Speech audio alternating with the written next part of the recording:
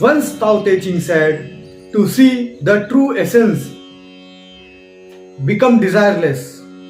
To see manifestation, have desire. वास्तविकता को देखने के लिए इच्छाओं को त्याग दो, मिथ्या को देखने के लिए इच्छाओं को रहने दो। नमस्कार दोस्तों, मेरा नाम है दीपक। मैं आप सभी का स्वागत करता हूं भगवत गीता की इस सीरीज में।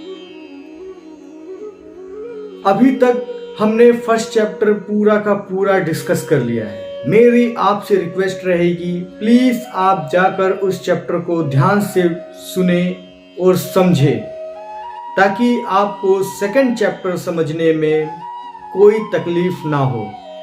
फर्स्ट चैप्टर में हमने देखा अर्जुन के अंदर एक दुविधा उत्पन्न होती है और वो अपनी दुविधाएं कृष्ण महाराज को बताते हैं और कृष्ण महाराज उनकी सारी दुविधाओं को ध्यान से सुनते हैं। कृष्ण महाराज भी सोचते हैं कि ये कैसी बेवकूफ़ी वाली बातें कर रहा है, लेकिन फिर भी पेशेंस रख के उनकी सारी बातें सुनते हैं।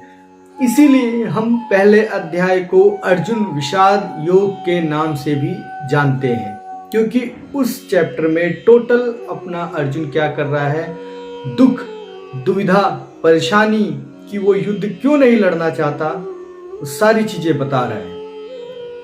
अब हम आते हैं सेकंड अध्याय पे। सेकंड अध्याय में बात आती है कृष्ण की। अब कृष्ण ने अर्जुन की सारी बातें सुन ली।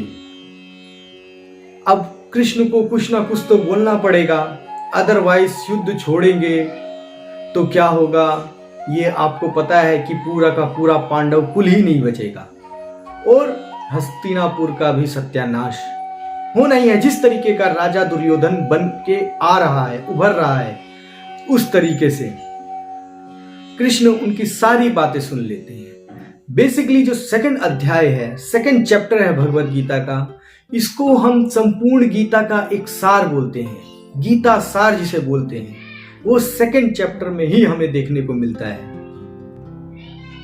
सेकंड चैप्टर को समझना बहुत ही ज्यादा इंपॉर्टेंट है। तो आज हम शुरुआत करेंगे सेकंड चैप्टर का पहला श्लोक, दूसरा श्लोक, तीसरा श्लोक। तीनों श्लोक को हम डिटेल से समझने की कोशिश करते हैं और जानेंगे इतनी बातें अर्जुन ने जो कही, इससे कृष्ण महाराज को क्या समझ में आया और वो क्या करना चाहते हैं। अब वो कृष्ण को क्या, अर्जुन को क्या समझाएंगे। संजय कहते हैं, उस प्रकार करुणा से व्याप्त और आंसुओं से पूर्ण तथा व्याकुल नेत्रों वाले शोक युक्त उस अर्जुन के प्रति भगवान मधुसूदन ने यह वचन कहा। अब अर्जुन ने अपना धनुष त्याग दिया, दुख में डूब गया, करुणा में डूब गया, सारी प्रॉब्लम उसके सामने आ गई। अब वो क्या करे, तो वो भी रथ में पीछे बैठ गया। अब कृष्ण महाराज ने ये सब देखा। एक बार को कृष्ण महाराज को बड़ा गुस्सा आया कि ये कैसा बेवकूफ है, अपने आप ही फैसला ले रहा है और अपने आप ही युद्ध करने का फैसला लेता है और अपने आप ही युद्ध खत्म करने का फैसला ले लेता है, किसी और की सोचता नहीं है। कैसा आदमी है। बड़े गुस्से में आते हैं कृष्ण और बोलते हैं, श्री कृष्ण बोलते हैं, हे अर्जुन, तुझे इस समय यह मोह किस हेतु प्राप्त हुआ है, क्योंकि ना तो यह श्रेष्ठ पुरुषों द्वारा आचरित है और ना स्वर्ग को देने वाला है और ना कीर्ति करने वाला ही है। कृष्ण बोलते हैं, तुझे ये मोह अभी इस समय, ये सब चीजें पहले नहीं सोच सकता था क्या? इसी समय में समझो आपने सिविल सर्विसेज, कोई भी गवर्नमेंट एग्जाम की अच्छे से तैयारी करिए। आप एग्जाम हॉल में जाकर बोलते हो कि क्या करेंगे एग्जाम देकर, इससे अच्छा है कि मैं नॉर्मल जॉब करूं। अरे क्या तुमने बेवकूफी करी इतनी तैयारी करके? क्यों बोल रहे हो? क्योंकि हो सकता है तुम्हें डर हो फेल होने का, लेकिन भाई एक कृष्ण भी है तुम्हारे मन के अंदर जो तुम्हें बोल रहा है भाई ट्राई तो कर, लेकिन डर हावी हो जाता है, तुम ट्राई नहीं करते हो। जहां पे ये खेल है पूरा डर का। तो कृष्ण भी बोलते हैं भाई अब तू एग्जाम में बैठ गया है, एग्जाम तो दे कम से कम, ऐसा मत कर कि छोड़ के भागने की बातें कर। लोग तेरे पर हंसेंगे, बोलेंगे एग्जाम भी नहीं दिया, डर के मारे भाग गया, बेवकूफ है ये तो।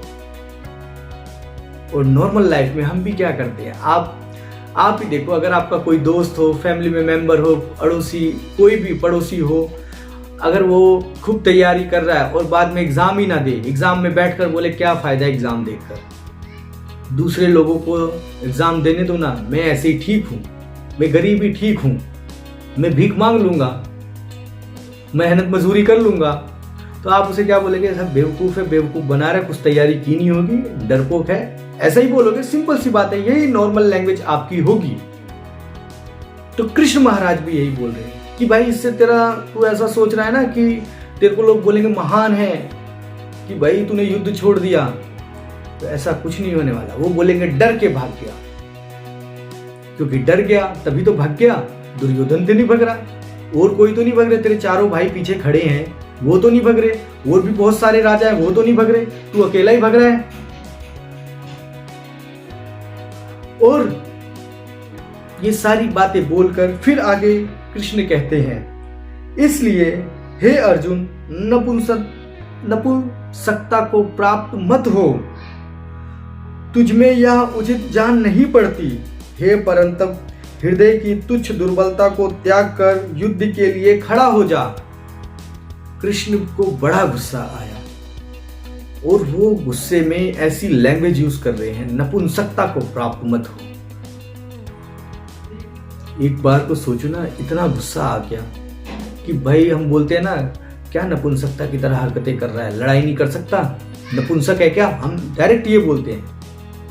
कृष्ण उसे प्यार से समझा रहे हैं, भाई नपुंसकता को प्राप्त मत हो, लोग तेरे को यही बोलेंगे नपुंसक है ये, डर के भाग गया। क्षत्रिय का काम क्या है, लड़ना है, और तू वहीं से डर के भाग रहा है, तेरे काम से भाग रहा है, तो बोलेंगे नपुंसक है ये। नपुंसकता को प्राप्त मत हो, यह तुझमें उचित जान नहीं पड़ती, तू एक बहादुर आदमी है। तू कैसी बातें कर रहा है अर्जुन, ऐसा मत कर, युद्ध के लिए तैयार हो जा। कृष्ण महाराज बोलते हैं युद्ध के लिए खड़ा हो जा, प्लीज अर्जुन नपुंसकता को प्राप्त मत हो। इतना गुस्सा। और आगे अर्जुन क्या बोलता है, कृष्ण क्या बोलते हैं, आप आगे के लेक्चरों में सुनेंगे। आज के लिए इतना ही है। बहुत बहुत धन्यवाद।